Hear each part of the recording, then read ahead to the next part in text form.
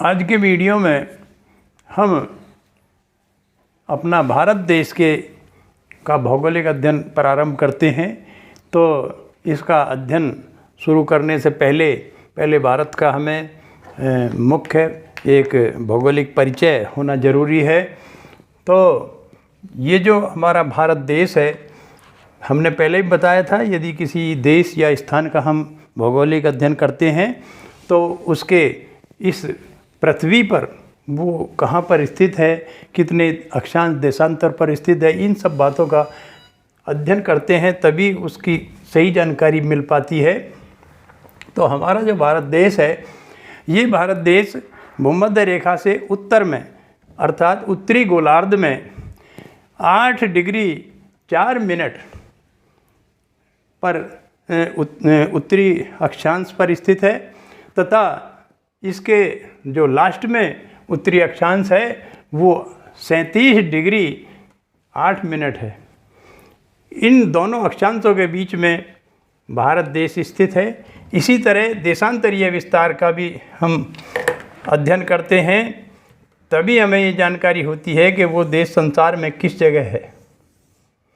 तो भारत के पश्चिम से, भारत का जो पश्चिमी हिस्सा है वो 68 डिग्री 7 मिनट देशांतर पर आता है तथा पूर्वी जो सिरा है वो 97 डिग्री 25 मिनट के अंदर आता है।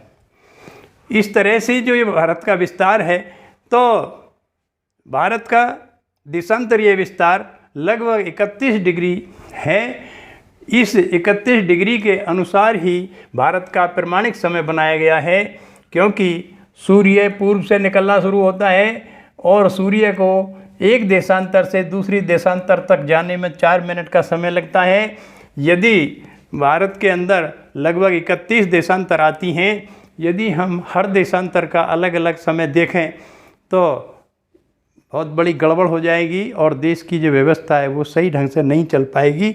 मुख्य रूप से जैसे रेल विभाग है, रेल में यदि अलग अलग समय देखा जाएगा तो रेलगाड़ी नहीं चल पाएंगी। पूरे देश का एक ही समय बनाया जाता है, उसे ही कहते हैं प्रमाणिक समय।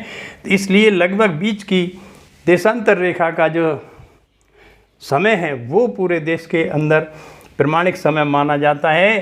तो बीच की 31 देशांतर रेखाओं के बीच का 15.5 हुआ, तो ये 15.5 लगभग 82.5 डिग्री देशांतर बैठती है और वो 82.5 डिग्री देशांतर रेखा भारत के लगभग बीचों बीच से उत्तर दक्षिण की तरफ जाती है। इस देशांतर रेखा पर भारत में यहाँ पर लगभग इलाहाबाद शहर पड़ता है।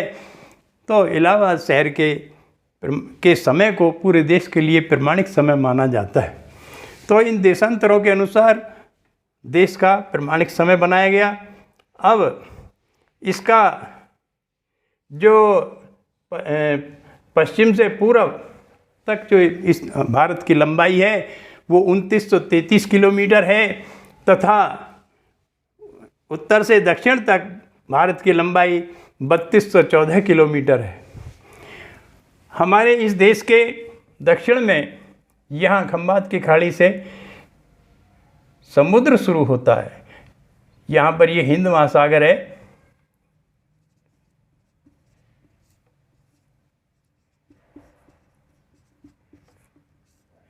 तथा ये यहाँ बंगाल की खाड़ी है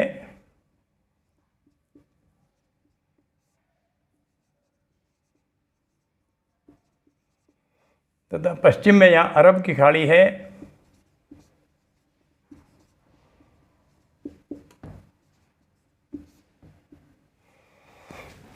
तो भारत के 3 तरफ से समुद्र है।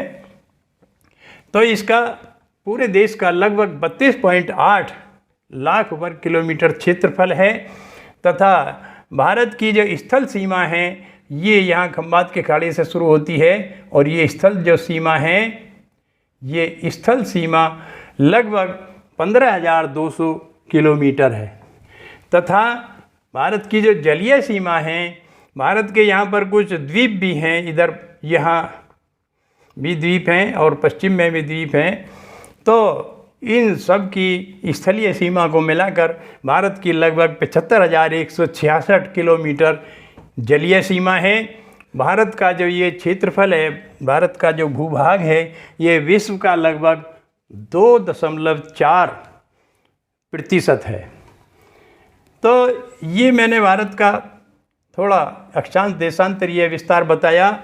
भारत के पश्चिम में यहाँ पर पाकिस्तान है, थोड़ा हिस्सा यहाँ अफ़गानिस्तान का भारत से मिलता है। उसके बाद यहाँ तिब्बत और चीन है, यहाँ पर नेपाल है, तथा भारत के दक्षिण पूर्व में यहाँ बांग्लादेश है, इधर यहाँ वर्मा है, इधर यहाँ सिक्किम है और यहाँ पर भूटान है। इस तरह से ये भारत की मैंने स्थिति और सीमा बताई। इसके अनुसार यदि हम इसी तरह किसी अन्य देश का भी अध्ययन करते हैं तो वो भी सही रूप से होता है। यदि हम इस तरह से अक्षांश देशांतर के अनुसार उस देश या स्थान की स्थिति नहीं जान पाएँ तो वहाँ की कोई भी भौगोलिक जानकारी हम नहीं कर पाएंगे। इसके बाद में आगे के जो दूसरे तत्व हैं, जैसे कि धरातलीय बनावट या जलवायु, वहाँ की मिट्टी, वहाँ का प्रवाह तंत्र आदि, इन सभी चीज़ों का अध्ययन करने से पहले हमें उस स्थान या देश की स्थिति और सीमा की जानकारी होना अति आवश्यक है। तभी हम वहाँ का सही रूप से भौगोलिक अध्ययन कर पाते हैं, अन्यथा वो सही ढंग से अध्ययन नहीं हो पाता है। धन्यवाद।